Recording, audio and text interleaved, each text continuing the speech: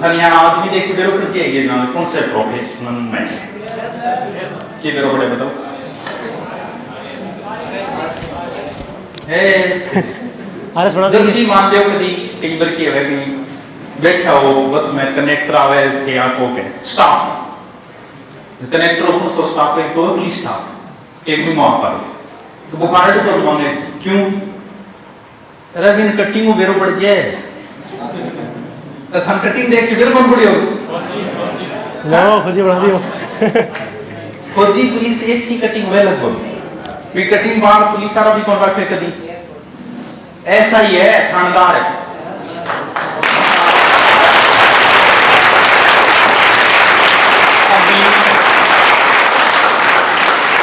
अभी training complete हुई है अपनी और पुराना टाइम जुड़ेड़ा है कई बार कहता गुरुजी के थे मन इंस्टा पर फॉलो करो मैं थे थानेदार लागे बात है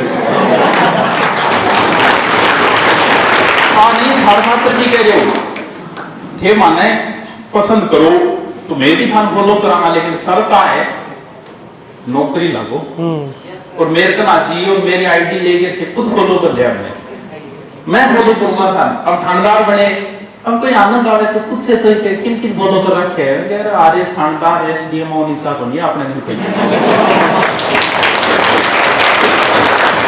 आज टीचर्स डे है ना बच्चा इतना सम्मान करे नीचे रुचि रीट का लगभग 500 बच्चा बैठे और 500 एक लड़को पेन ले गए एक मात्र 500 इतना आदर सत्कार बढ़िया है खूब है और ए भी थे देखो हम स्टैंडर्ड देख के खड़े हो गया पाया आज टीचर्स डे और बाकी काम के दिखा बैठ रही हो नाम आता करियो तो थोड़ी बहुत ही एकदम थोड़ी बहुत जरूर करियो अगर कम से कम एक पेन आई तो कहे पेन मैं तो थाना तो कहे को नहीं हमें आईफोन चाहिए अब कहीं को नहीं है भी मार्का एक्स्ट्रा पड़ी है तो पेन कॉपी आ चीज भी कौन दी इज्जत था 2 रुपया लिया था अब कहीं को रुपया में देखे ही को नहीं है हाँ, वही तो। तू जिसको भी पेन है वो पेन चक्की हाँ लगा भाई और देखो ए खा गए जो को बच्चों कचरों को चेक किए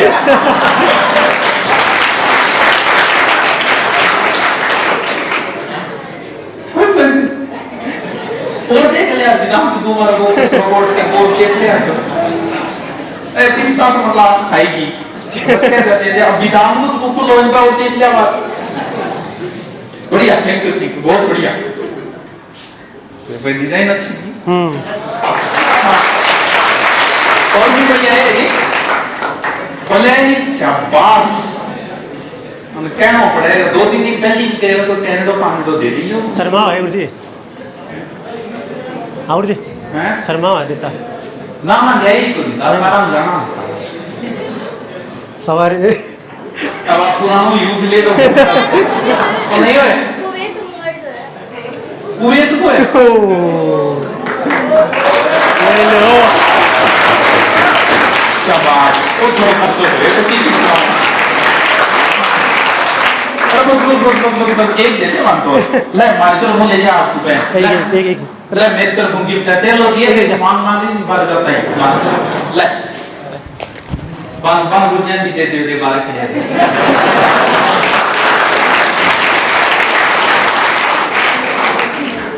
हैप्पी टीचर्स डे सबको हाँ थैंक यू ये दिन गिफ्ट सीधो कौन दे जाए जो भी एक नियम होता है कि आप जब भी कभी किसी बड़े आदमी से मिलने जाओ ये हमारे धर्म ग्रंथों में कि कुछ लेके जाओ ये अब ए मार्कन है तो भी मिठाई को डबल है माने भी कभी जाना पड़ेगा तो है भी कोई छोटा मोटा आदमी बनिए 2 स्टार है और एक थानेदार जिससे चाहे ना उसे आबाद कर दे जिससे चाहे उसे बर्बाद कर दे और मेरे खाने की हाँ जिसे चाहे उसे कर सकता है राजा होता है थानेदार बनो ना तब शेर बनो ये जो छोटा बड़ा शेर को कभी देखा है शेर देखना कभी ऐसे आगे से गुजर रहा है ना इधर उधर नहीं देखता हो कभी कोई मतलब नहीं उसे और भेड़ बकल दिया हर कोई हॉर्न मारे ची ची और जब शेर सामने आता है ना अब सोचो वर्दी पे ले तो सिविल है 2 स्टार लगेगा हुए रोड क्रॉस करता था लगे कोई हॉर्न मार देगो वो काट को नहीं कोई हॉर्न मार दे थे बल बिगो नाटक बल बाय गए रोड के बीच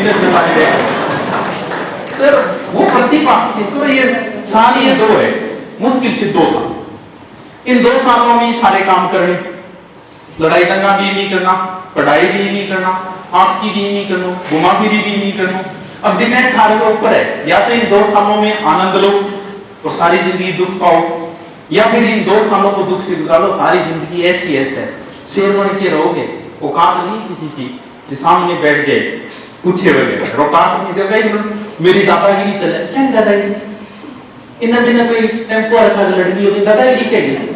तेरी दादागिरी चले, एक काम कर, तू थाने में जाके दिखा देगा, थानेदार बात करके दिखा देगा बैठी बटने पड़े तेरे दादागिरी चले। एसडीएम बात हुए तेरी हुए थानेदार ने सीधी घंटी मारनी हिम्मत है थारी कौन नहीं, लेकिन दादागिरी है वो बोलो दादागिरी। तो भाई साहब आप सीधा एसडीएम बात करना, कोई मामलो है डीएसपी तो काल घरे पार्टी पर बुलायो मैं बहुत रहता था। अब इतना सा लड़की में 2 मिनट बाबू जी चले थे दादागिरी जिंदगी खराब हो चुकी है।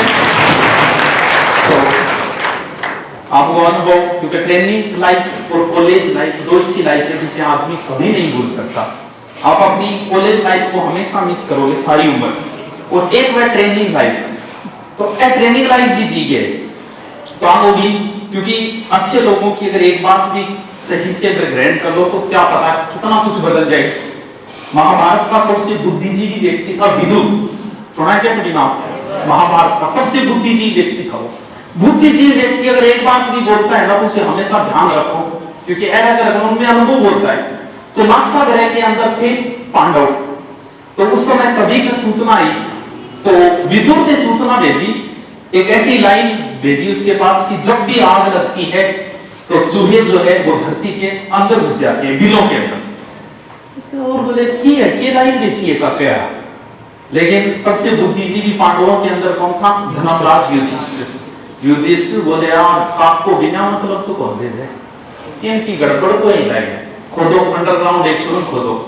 और उस समय नाक्सा ग्रह जब आग लगी तो वो बचे थे विदुर के एक वाक्य की वजह से। तो बड़े लोग जो आपसे आगे हैं उनसे नफरत मत करो, उनसे कुछ सीखो, उनसे बोलने का तरीका सीखो, उनसे बात करने का तरीका सीखो। वो कैसे, मैं अभी सोनू सूद के प्रोग्राम में गया था तो मैं सारा ही आया जी मीडिया ने भी मतलब बड़े आदमी ये तरीके मुलाकात करी, हंस गया जब मारो को पुराना जानकार है अठे पुराना भाई ना मिले तो मुंह लटकाएगा मिलो।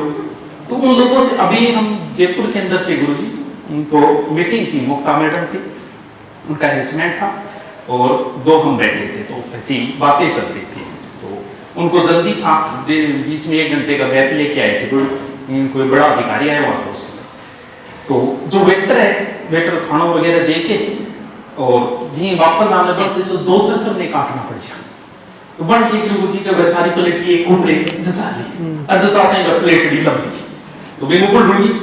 अब उस समय आप लोग जो बोलते हो ना मेरी दादागिरी थे तो के करो भी वेटर को ऊपर चढ़ जाओ, क्या है ये क्या चेंज है, नहीं इंग्लिश ही 2-4 लाइन बोलो। उस समय मैडम ने क्या कहा, बेटा तेरे लागित बोलती, ये बड़े लोगों की बातें हैं ये कितना। अब सोचो कौन सी बात, वो एक एसडीएम है, वो अगर वेटर को कुछ कहते तो उसी समय छुट्टी होती। और जब वो गाड़ी में बैठ गई जल्दी में, फिर बैठ के मैडम वापस उतर गई और अपने हस्बैंड से बोले ऐसा करो, वो मुझे दुख हुआ उस लड़के को 500 रुपये दे के आओ, दे दिया इधर। ये बड़े लोगों की बातें हैं।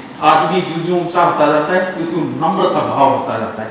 अटे कार्ड चेक करे मुझे कोई बड़ा बिगड़ पड़ जाएगा, मैं रोजा ना हूं नहीं तुम्हारे बिछाने करूंगी क्यों यार, अगला काम है 10,000 रुपया बिल दिया, 15,000 क्या ना दिया, कार्ड चेक करना तो था कि बिगड़ गई जाए दिखाते वक्त, तो क्या दादागिरी दिखाओ जी। तो स्वभाव अपना ऐसा रखो, बड़े लोगों से कुछ सीखो, उनका बोलने का तरीका, बात करने का तरीका, चलने का तरीका, हर एक चीज को फॉलो करो, नफरत मत करो उनसे, सीखो उनसे कि वो नए लोगों से मिलते तो किस प्रकार बातें करते हैं। कल को क्या पता आपको भी मीटिंग करनी पड़ जाएगी, तो मीटिंग के अंदर क्या है व्यक्तित्व है, तो वह बात कर लो। अटक्या की मीटिंग करना है बैठ जाए मुझे तो चाह भाई से सबड़ का मारो जी करे 2 दिन देख ले गरीबी है क्या चाह भी कर दिया देखिए। हां क्यों खड़ा होएगा बड़ा एक पेड़ी ऊपर ही यहां काम कर लेगा, ऊपर खड़ा होती हो तो थोड़ा सा सीखो, थोड़ा सा बड़े लोगों को फॉलो करो, जितना हो सके उतना, इन अपराधियों को फॉलो मत करो। तो गुरुजी 2 ज्ञान की बात ऐसा ही नहीं भरती, थोड़ा सा बता दो कि तरीकों करे फिर रोगांगी दोष ना लाग गया। चलो कल का पर रहते संभालो 5-10 मिनट ले।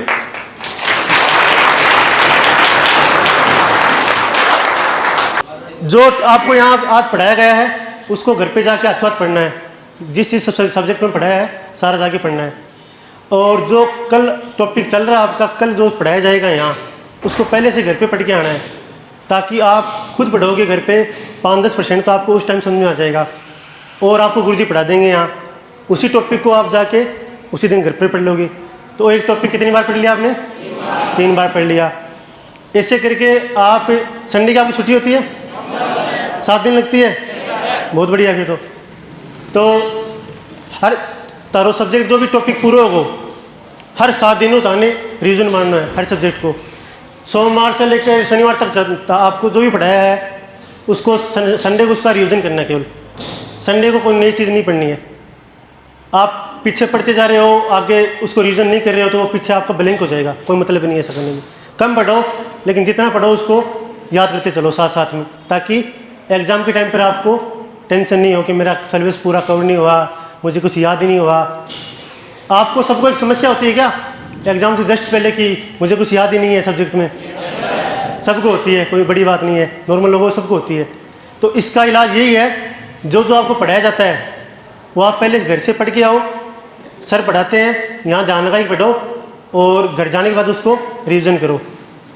जैसे 7 दिन को हो गए, हर संडे को, संडे फिक्स कर लो आप, हर संडे को आप जाके उसको पिछले सोमवार से शनिवार तक जो भी पढ़ा गया है उसको रिवाइज करो। ऐसा ही एक रिवीजन आपको 1 महीना जब पूरा हो जाए, महीने की लास्ट तारीख को रख लो, 30 या 31 तारीख को, उस दिन उसको फिक्स कर लो। जैसे ही महीना पूरा होता है, जैसे आपका फर्स्ट सर्किल हो गया, आज आपने जाते ही पढ़ा, दूसरा रिवीजन आपका 7 दिन में हो गया, और तीसरा रिवीजन आपका 1 महीने में हो गया। अगर आपने किसी टॉपिक के 3 रिवीजन कर लिए तो आपको टॉपिक कंठस्थ हो जाएगा। फिर आपको केवल एग्ज़ाम से पहले रिवाइज करना है, और रिवाइज करते आपको याद आ जाएगा। और एसआई की भर्ती भी, इंटरव्यू कॉल एसआई के होने वाले हैं। पिछली भर्ती जो 21 वाली थी उसके इंटरव्यू कॉल अभी होंगे इसी महीने में, शायद लास्ट तक। जैसे ही इनके इंटरव्यू कॉल शुरू होंगे, एसआई की नई भर्ती आएगी। तो आप में से एसआई की तैयारी कौन कौन कर रहा है? तो ठीक है, शाबाश। तो एसआई की तैयारी आप अभी से शुरू कर दो। आप ये मत वेट करो कि भर्ती आएगी, फार्म भरेंगे तब पढ़ेंगे, डेट आएगी तब पढ़ेंगे, क्योंकि एसआई का सिलेबस बहुत बड़ा है। फर्स्ट पेपर उसका हिंदी है, हिंदी में जो अच्छा करेगा वो एसआई में सिलेक्शन लेगा। फर्स्ट पेपर हिंदी का कितने नंबर का होता है? 200 का। मेरे फर्स्ट पेपर में, मैं आज फर्स्ट पेपर की वजह से यहीं खड़ा हूँ, हिंदी की वजह से। मेरे फर्स्ट पेपर में स्कोर रहा था 183 नंबर 200 में से, ठीक है। तो आप हिंदी में जितना अच्छा स्कोर करोगे उतने ही आपका सिलेक्शन के चांस बढ़ेंगे, क्योंकि सेकंड पेपर में सब्जेक्ट बहुत सारे हैं। History, polity, geography, math, science है, रीजनिंग है, करंट है, बहुत टॉपिक है। उनमें आप एवरेज रहोगे, सब 5-4 नंबर ऊपर नीचे रहेंगे, ज़्यादा नहीं रहेगा। ज़्यादा डिफरेंस आप दे पाओगे हिंदी में। तो आप हिंदी, एक तो एनसीईआरटी जो 9 से 12 चलती है, हिंदी व्याकरण रचना प्रबोध, बेसिकली शुरुआत उसी से कर लो। आपको यहाँ हिंदी पढ़ाई जा रही है, वहाँ पढ़ लो। और जो सर की हिंदी की किताब आती है एसआई के लिए, वो कर लो, इतना काफ़ी है। ज़्यादा किताबों के नोट्स के चक्कर में भटकने की जरूरत नहीं है। जितनी ज़्यादा आप किताब पढ़ो रखोगे उतनी ज़्यादा परेशान होगे, याद नहीं होगा, क्योंकि सबका पढ़ाने का तरीका अलग अलग होता है, समझाने का तरीका अलग होता है। तो आप यहाँ सर से पढ़ रहे हो तो किताब भी उन्हीं की फॉलो करो, ताकि आपको समझ में आ जाए सही से। हर सब्जेक्ट की आपको एक टीचर रखना है, केवल एक सब्जेक्ट का एक टीचर होना चाहिए। एक किताब होनी चाहिए अच्छी स्टैंडर्ड की, और एक एनसीईआरटी, क्योंकि एग्ज़ाम जो भी लेती है आरपीएससी वगैरह एनसीईआरटी को बेस मानती है। तो वो सहायता के लिए रखनी है। टीचर से आप यहाँ पढ़ रहे हो, और एक अच्छी किताब फॉलो करनी है जो भी आपको टीचर सजेस्ट करते हैं। उसके बाद एसआई का इंटरव्यू का डर कितने को है? इंटरव्यू होता है, एसआई की तैयारी नहीं करेंगे। एसआई के बारे में कई लोगों को डर होता है कि एसआई में सर इंटरव्यू होता है, हम इंटरव्यू की तैयारी नहीं करेंगे। तो ऐसा कुछ नहीं है, इंटरव्यू में कुछ नया नहीं पूछा जाता। जो आज तक आपने किया है और जो आपने आज तक पढ़ाई करी है, जो भी कुछ आज आपका डिस्ट्रिक्ट वगैरह वही पूछा जाता है, उसकी टेंशन लेने की जरूरत नहीं है। आप तो पहले एग्ज़ाम की तैयारी करो।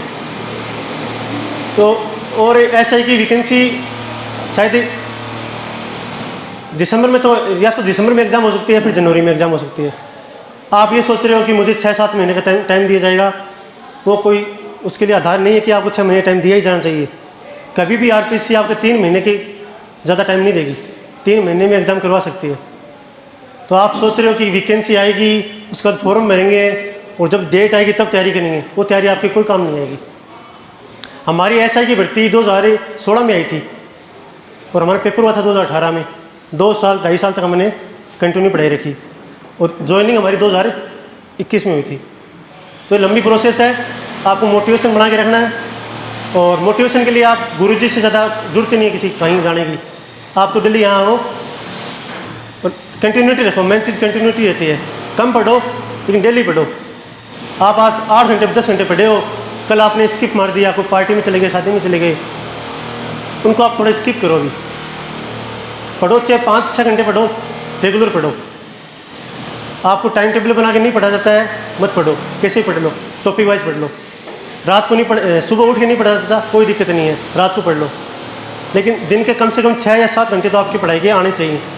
सुबह 4 बजे से शुरू होता है प्रोग्राम। सुबह 4-4:30 बजे उठना, फिर रनिंग होती है 2-3 किलोमीटर, फिर PT होती है, परेड होती है, फिर इंडोर क्लास होती है। मतलब शाम को 8 बजे फ्री होते हैं। सुबह 4 बजे से लेकर शाम को 8 बजे तक बिजी रहते हैं। ट्रेनिंग आप कर लोगे। इतना सब गाँव के हो, जरूरत ही नहीं है। इतने शहरों के तो जो शहर में रहता है, काम नहीं करता है खेतों में वगैरह, इतना हार्ड वर्क नहीं करता, उनको दिक्कत आती है ट्रेनिंग में। अपन गांव के लोग हैं, ट्रेनिंग आराम से कर लेंगे। ट्रेनिंग की टेंशन मत लो। आप पढ़ाई करो। अभी तो आपकी जो हिंदी के नोट्स हैं उसके बाद आपको कुछ पढ़ने की जरूरत नहीं पड़नी चाहिए। किताब अलग रखने की जरूरत नहीं पड़नी चाहिए। किताब में कुछ एक्स्ट्रा दे रखा है, कोई उदाहरण छूट गया तो उसको आप हर टॉपिक के बाद में 1-2 पेज खाली छोड़ो और उसको वहाँ पर मेंशन कर दो जाते ही कि सर ने आज क्या क्या पढ़ाया है, क्या एक्स्ट्रा बच गया, कुछ भी उदाहरण वगैरह जो आपको नहीं आ रहा है वो उसमें ऐड कर दो। और हर टॉपिक का रिवीजन करते रहो साथ साथ में।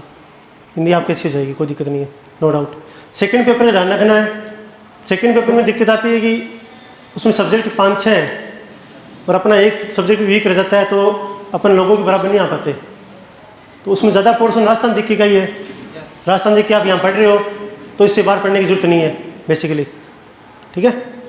इससे काम चल जाएगा आपका। और उसके बाद करंट वगैरह है, यहाँ करंट पढ़ाया जाता है क्या आपको? ठीक है, तो करंट के लिए आप मासिक जो मूवमेंट आती है और एक क्रोनोलॉजी आती है, उन दो को फॉलो कर लो, काफ़ी है। हर महीने पढ़ते रहो। अभी आप ये सोच रहे हो कि एग्जाम से जस्ट पहले पढ़ लूँगा, 5-6 महीने का करंट एक साथ पढ़ नहीं पाओगे आप। अभी आप नॉर्मली दिन का आधा घंटा करंट को दो, किताब ले आओ मासिक, 1 महीने पढ़ोगे उसको, 1-2 पेज पढ़ोगे तो आराम से हो जाएगी, ठीक है। न्यूज़पेपर पढ़ सकते हो तो वो और भी अच्छा रहेगा, लेकिन उसमें आपको टाइम ज़्यादा लगेगा। आपकी काम की चीज़ तो किताब में मिल जाएगा आपको करंट अफेयर्स में। हिंदी की यूट्यूब वो करंट की ऑनलाइन क्लास कौन लेता है? लेते हो आप में से? हाँ, वो भी आप ले सकते हो, लेकिन उसमें ज़्यादा टाइम खराब होगा आपका। और कुछ किसी को ऐसा ही सम्मिलित? क्या, जोर से बोलो। स्कोर मेरा 289 था। मेरी ऑल ओवर 86 रैंक थी राजस्थान में और अच्छा स्कोर था। अभी भर्ती आएगी, 700-800 के लगभग पोस्ट आने की संभावना है। बड़ी भर्ती आएगी तो अभी से तैयारी पर लग जाओ, जिसको ऐसा ही बनना है। और कहीं भटकने की जरूरत नहीं है। यहाँ इस जॉब में आप आ गए, जरूरत नहीं है फिर आपको कुछ आगे। 1.5-2 साल की मेहनत है, ज़िंदगी भर का आपका सपना साकार हो जाएगा, आपका घर वालों का, ठीक है। लेकिन आपको इन 1.5-2 सालों में मेहनत करनी पड़ेगी, तपना पड़ेगा। कोयले और हीरे में क्या फ़र्क होता है? कोयला भी कार्बन का बनता है, हीरा भी कार्बन का प्रूफ होता है। क्या फ़र्क क्या है? एक तो कोयला बन गया, एक हीरा बन गया। एक की तो कोई कीमत ही नहीं है, एक बेस कीमती हो गया। कीमत के फ़र्क क्या है बताएगा कोई? कोयला कम ताप सहन करता है, इसलिए वो कोयला रहता है। कोयले को अगर उच्च दाब दिया जाता है लंबे समय तक तो हीरे का रूप लेता है। तो अभी आप यहाँ जितना ताप, जितना प्रेशर यहाँ हैंडल करोगे, जितना खुद को सेक्रीफाइस करोगे, साइड वाली चीज़ों से अवॉइड करोगे, जितना आप खुद को सहन करोगे ताप और दाब, उतना ही आप हीरे बनने के रास्ते पर जाओगे। और 2-3 चीज़ें हैं, जैसे बचपन में कछुआ खरगोश वाली कहानी सबने सुनी होगी, बस वही है। कम चलो, दिन का 2 पेज पढ़ो, लेकिन पढ़ना डेली है। ऐसा नहीं है एक दिन में 50 पेज पढ़ दिए, एक दिन पढ़े नहीं। कंटिन्यूटी होनी बहुत ज़रूरी है। और रही बात आप में कौन मोटिवेशन की तो ज़रूरत है नहीं आपको, सुभाष सर के पास आप हो, मैं खुद इनके मोटिवेशन आज भी देखता हूँ, तो और कहीं जाने की ज़रूरत नहीं है आपको। इनका मटेरियल फॉलो करो, अच्छा आपको पढ़ाएंगे। यहाँ जो पढ़ाते हैं अगर आप उनको ही फॉलो कर लोगे तो आपका सिलेक्शन श्योर है, उससे बाहर कुछ नहीं जाएगा, ये मैं आपको कह के दे रहा हूँ। मैंने इनकी खुद एक हिंदी की किताब जो इनकी उस टाइम आई थी, नई नई निकाली थी, मैंने खुद वो पढ़ी थी और उससे मुझे काफ़ी अच्छा फ़ायदा हुआ था मेरे को। रुको मत, ओके? सारे जोश में हो? अगले साल यहाँ कौन खड़ा हुआ आप में से? मैं चाहता हूँ कि अगले साल शिक्षक दिवस आई 5 सितंबर को, तो आप में से बहुत से लोग मेरे को यहाँ खड़े मिले, मैं आऊँगा देखने के लिए, देखता हूँ कौन कौन मिलते हैं। ठीक है, धन्यवाद, आपने मेरे को सुना, अपना बेशकीमती समय मुझे दिया, इसके लिए धन्यवाद। जय हिंद।